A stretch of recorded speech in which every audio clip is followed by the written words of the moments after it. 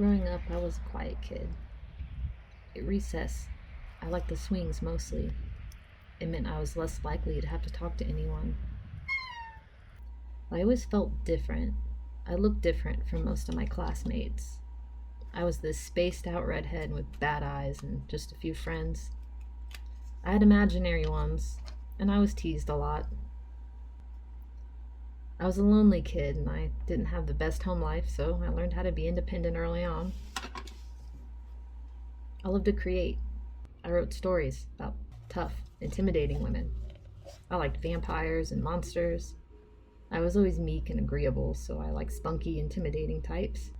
I wanted the courage to be like these characters I created. I never felt like it was okay for me to express my anger at home. My parents had a tumultuous relationship, so I always felt like I was playing the mediator to them. I ended up spending a lot of time taking care of my younger siblings, so there was this feeling like I didn't really have control over how I spent my time or who I really was. So I put a lot of my pain into my art.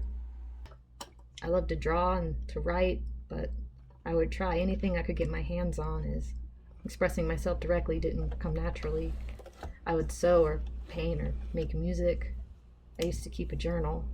My father would sneak into my room to read it, and when he finally teased me about something I had written, I quit writing in it. I switched to poetry. Something about that medium felt safer, like hiding my truth behind metaphors and rhyme. I started reading a lot of Edgar Allan Poe, E. E. Cummings, Walt Whitman, and I was obsessed with Emily Dickinson.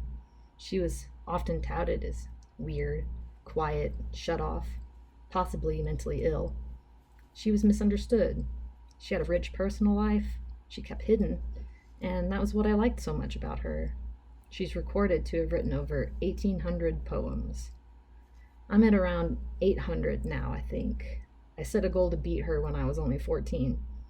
I stopped writing for a long while, though, during a former relationship.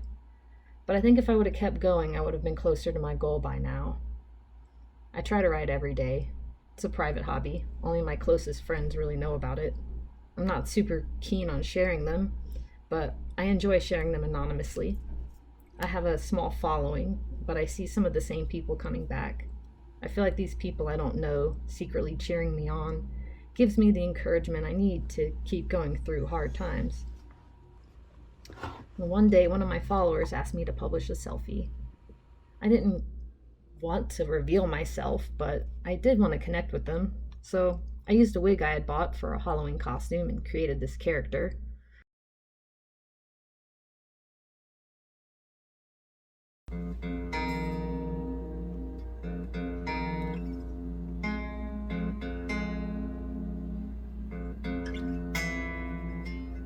Her name was Lilian, inspired by the deity Lilith, Adam's first wife in the Garden of Eden, who refused to be subservient. She inspired a lot of my poems, and I considered her to be a guardian force of mine.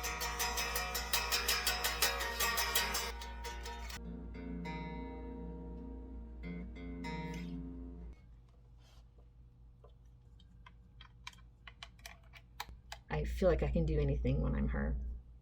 She's both my biggest strength and my biggest secret. And now I'm sharing her with the world. Goodbye, darling.